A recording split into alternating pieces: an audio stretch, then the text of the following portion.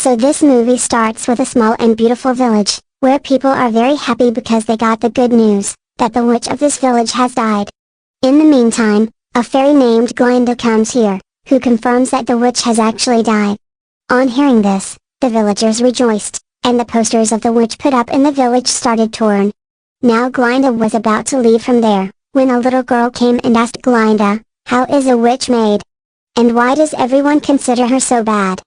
Hearing this child's question, Glinda got serious and told the child, that these witches are not bad, they are made bad, it is our bad attitude that makes these witches like this.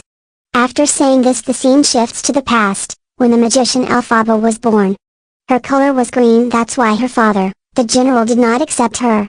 It was revealed that she is also a magical child. Whenever she cried or she used to get angry, things would start flying in the air. Elphaba did not get the love of her mom and dad. As Elphaba grew up, her problems also increased. No one loved her, no one stayed with her.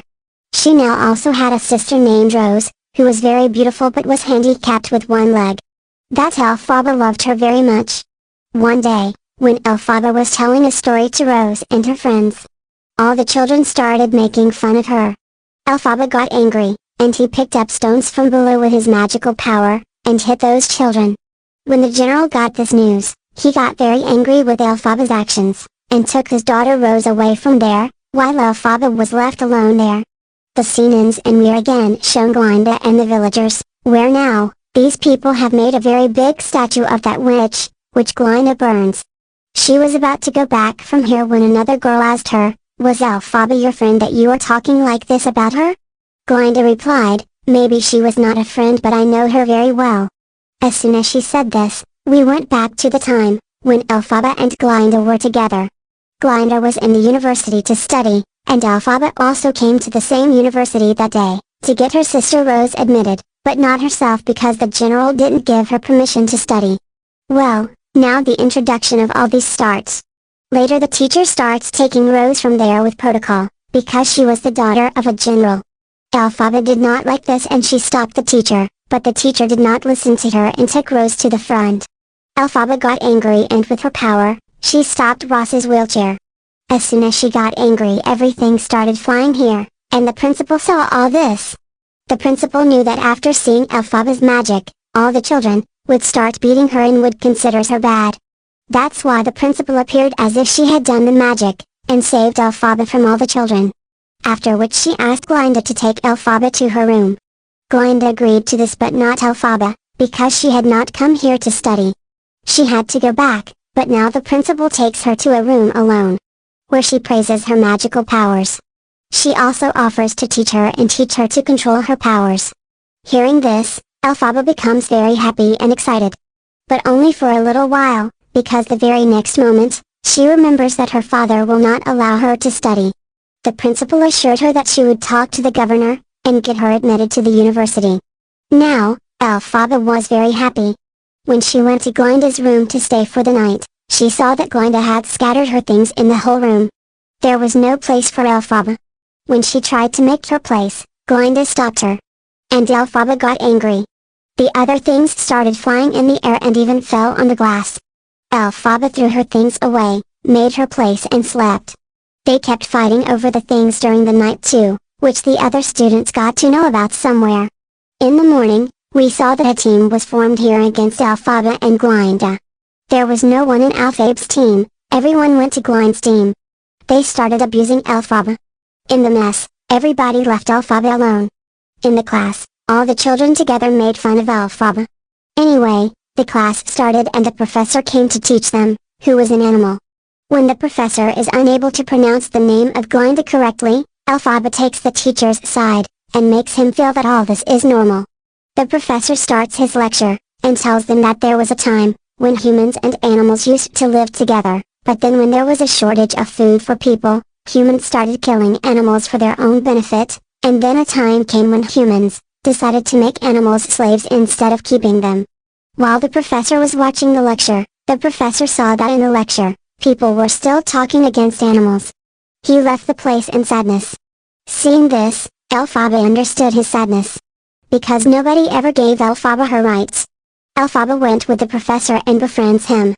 Here the scene cuts and we are shown that the principal had also started training Elphaba, in which she had to learn to control her magical powers. Elphaba can lift things properly with her powers, but as soon as she gets angry, all the things start getting destroyed. Seeing this, the principal, instead of getting angry, becomes happy considering that her powers are immense. At night, when Elphaba was about to come to the professor again, she heard that the teacher was telling her people that now we should pack our things and leave here. Now, we have no place here. The day is not far when humans will kill us. Hearing this, Elphaba became sad.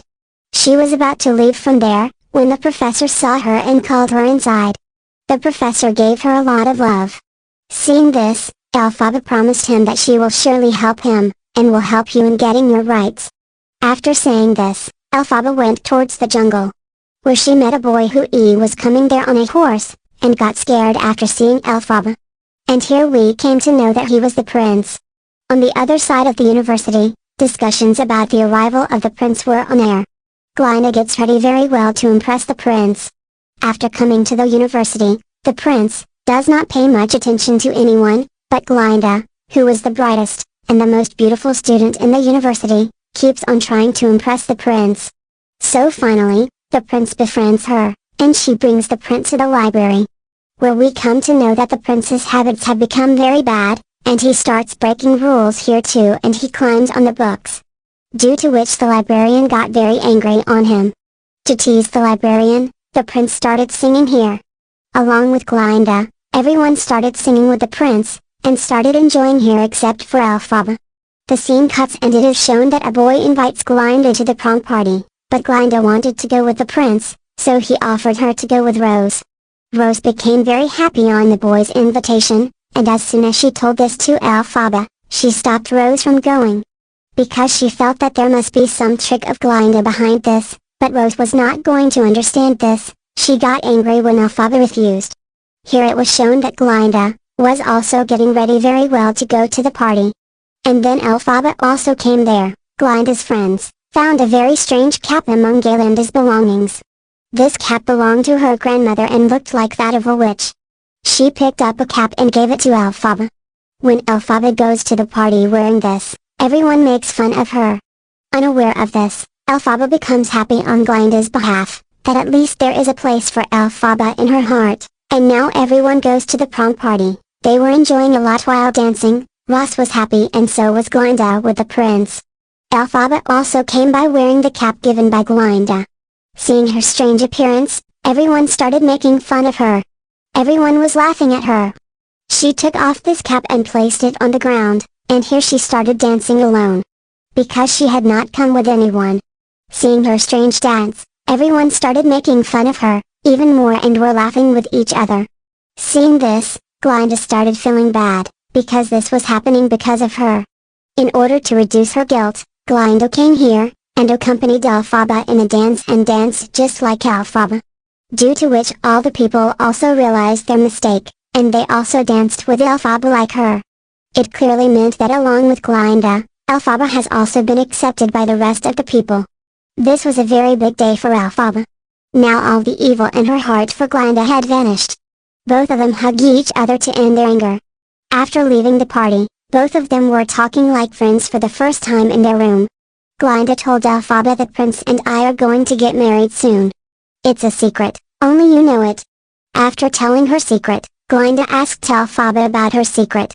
She thought that Elphaba's secret was her green bottle, which she always kept under her pillow. That Glinda quickly picked up so that Elphaba could tell her secret. But this was not Elphaba's secret. She quickly took the bottle and kept it under her pillow.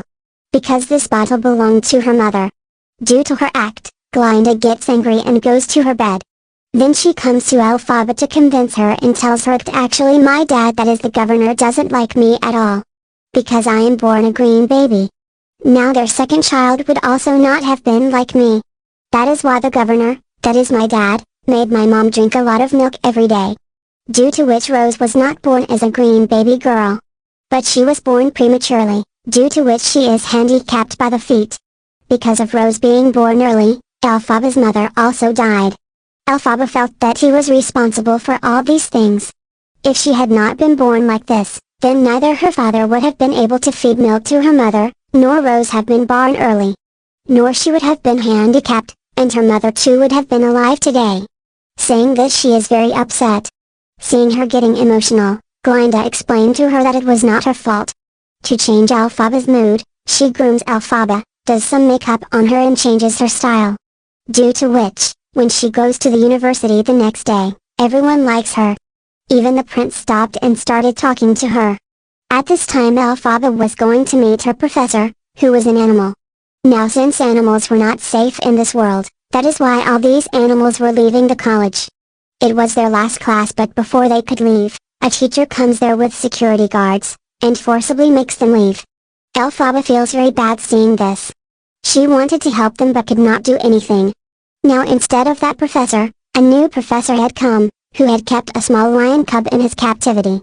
By keeping it in the cage, the professor wanted to tell the children, that now the animals will not live with us but in our captivity. Seeing all these things, Elphaba got very angry. She did not like the idea of animals being imprisoned at all. Due to her anger, all the things there, and the flowers started flying. Due to the effect of her anger, everyone fell unconscious except the prince. As soon as all the children fell unconscious, Elphaba got up for leaving the lion cub in the jungle. The prince also helps her, and these people set out towards the jungle on a bicycle with the lion cub. When the principal comes to the class, she finds all the students and the teacher unconscious. Seeing this, she understood that Elphaba must have done this magic. Her powers had increased so much, she became very happy, and she went and wrote a letter to a great magician.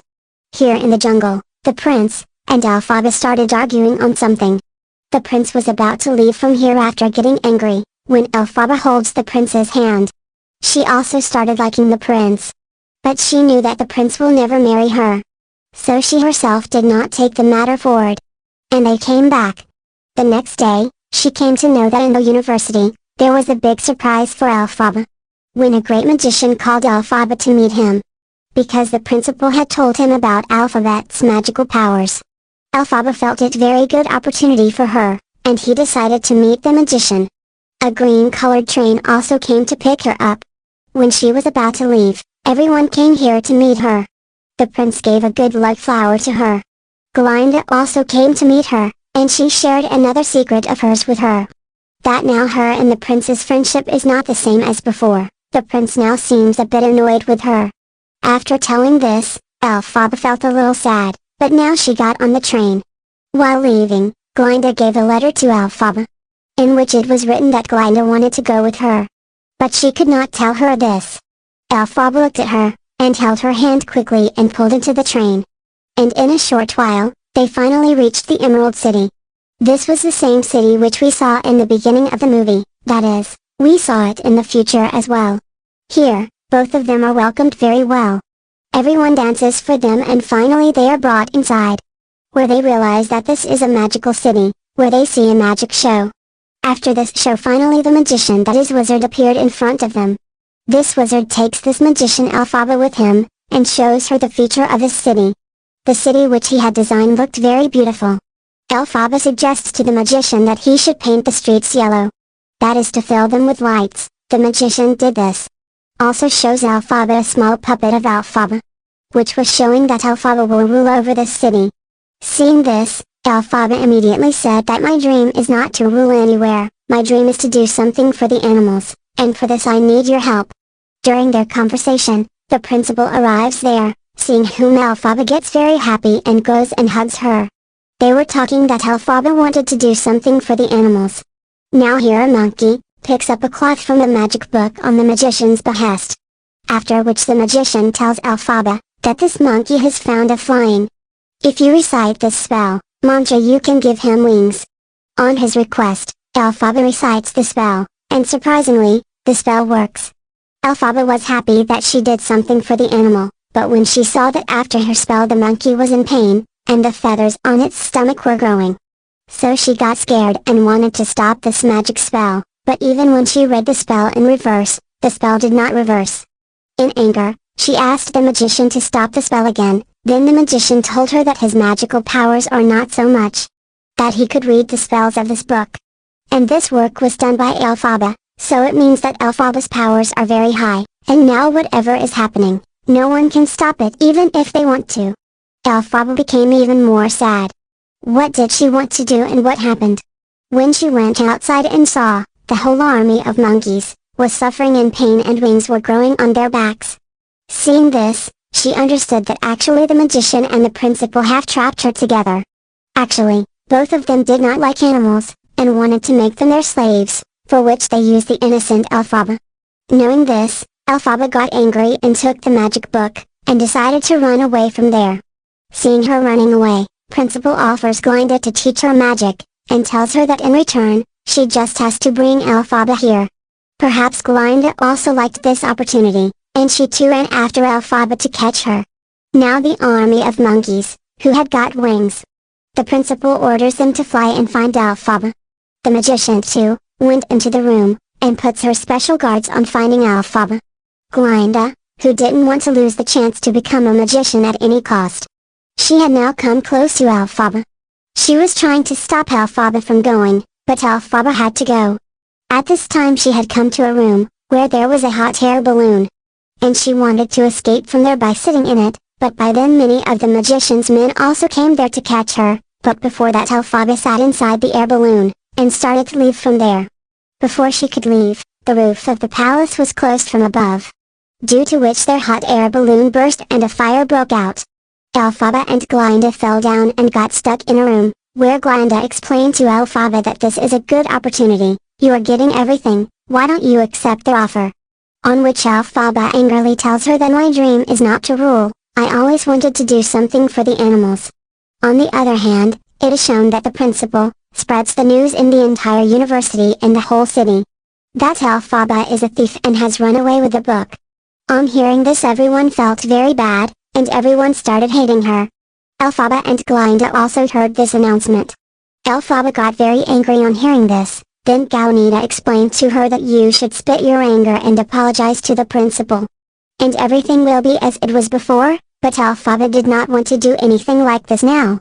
What had already happened to her, she could not bear anything worse than. She now started reading a verse from that magical book.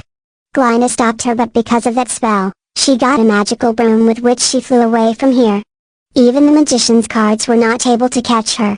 As soon as he ran away from there, the principal took Glinda with her, and offered to teach her magic and said that together they will find Elphaba.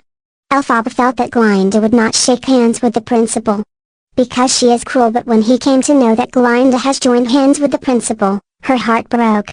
This city had done very bad to her. That is why she cursed the city to live in darkness. She went far away in the mountains. The story ends with the lesson that no one is born with evil, but the attitude of people makes a person good or bad. In the end, we also come to know, why were the villagers happy on Elphaba's death?